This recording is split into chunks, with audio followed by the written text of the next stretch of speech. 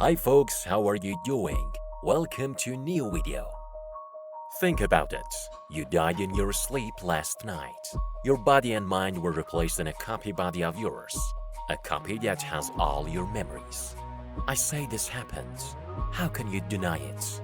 How can you prove that it wasn't like that? Prove that you didn't die last night and you weren't copied. This is a thought experiment. The thought experiment uses a hypothetical and perhaps ridiculous situation to be able to reach the depth of a precise philosophical or scientific question. In this video, we present thought experiments that no one can solve. Before we continue, I suggest you don't skip this video, because if you miss a few seconds of this video, you won't understand the end of the video. The contents are related, so let's start. Visualizing the thought experiment. Is there something in you which is irreplaceable? If some kind of robot or computer clone replaces your body, mind, and memories, is this new copy enough to fool your parents, siblings, best friend, or life partner? Or is there a vital part that is invisible and inside you, like the memory and memories of something that cannot be determined physically? Let's expand this. There's another thought experiment that has to do with clones or robot copies. But this time it is not just you who is simulated, but our whole planet, Earth, is simulated.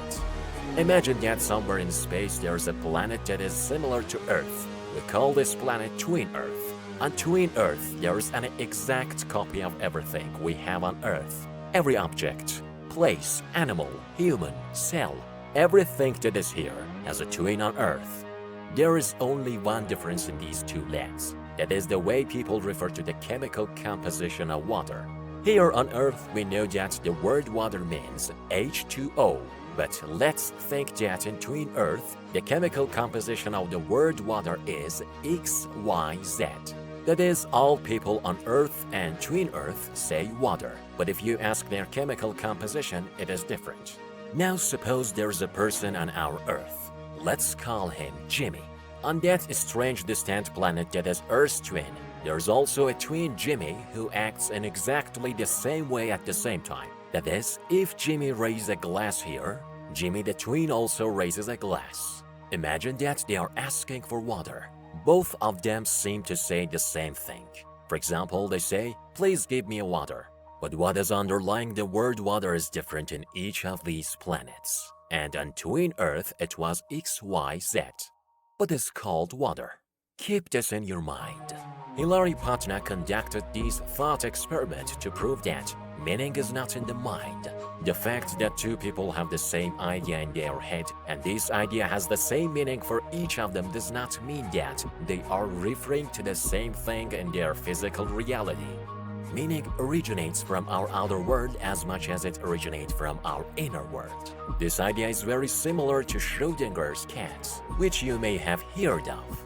Nobel laureate Erwin Schrödinger proposed this idea in a conversation with Albert Einstein. You can search the whole story of Schrödinger's cat, fully explained. We refer to it very generally here. The idea is that there is a cat inside a box imprisoned. Inside the box, there's a glass of cyanide, a hammer and a sensor and a radioactive source. Radioactive particles have a half-life because they radiate irregularly.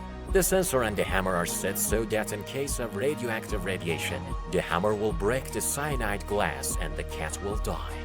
Since the radioactive half-life formula is 50% radiation probability, if you open the box, the cat is 50% alive, 50% dead.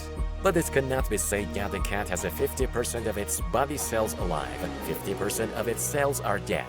So when removing the cat from the box, it is immediately determined whether the cat is alive or dead. This thought experiment was created as a way to help understand quantum mechanics and show how two quantum particles interact. Just as you can imagine the cat both alive and dead before opening the box, a quantum particle can be in two different places at the same time and act in completely different ways in each place.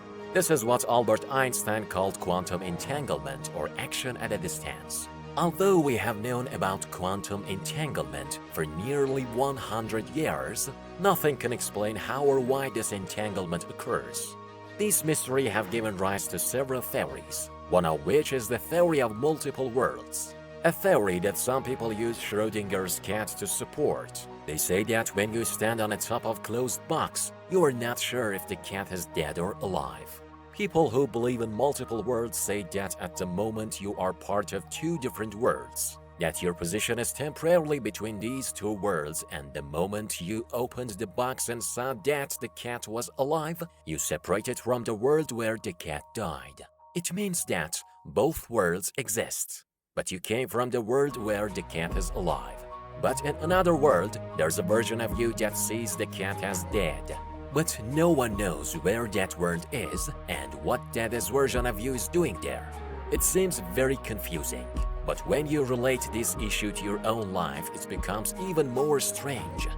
When you had a near-death experience once, the theory of multiple worlds says that you died in one of these worlds, but from that moment the world split and you were able to survive in this world. Or when you are worried about someone and think that something happened to them at that moment in the world it branches, you see in this world that he was doing well and you thought wrong.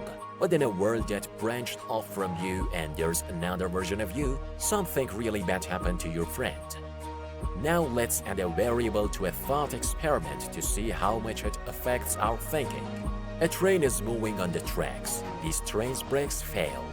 There's a fork in the train track ahead, and if you stand near the fork of the train track, you can change the rail lever to make the train move on the main track and hit a tree that has fallen on the track, killing the 5 passengers in the front car.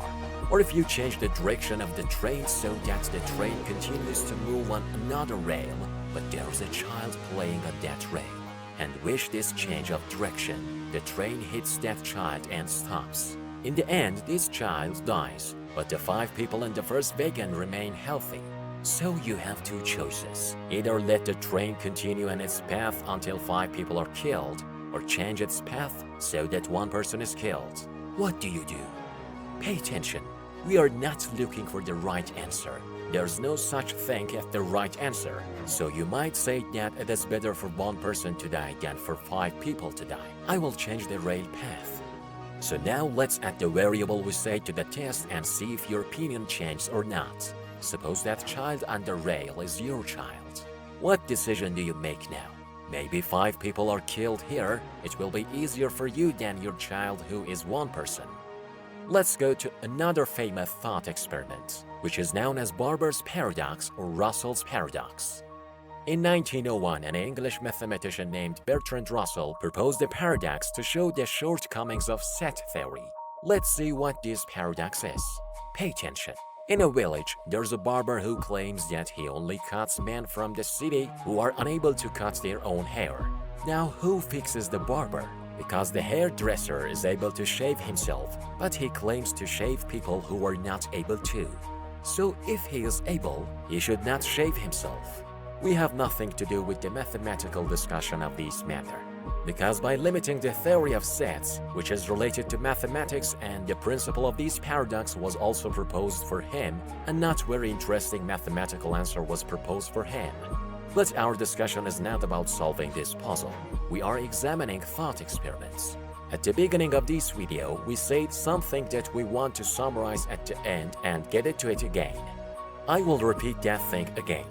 We say that the fact that 2 people have the same idea in their head, and this idea has the same meaning for each of them, does not mean that they point to the same thing in their physical realities.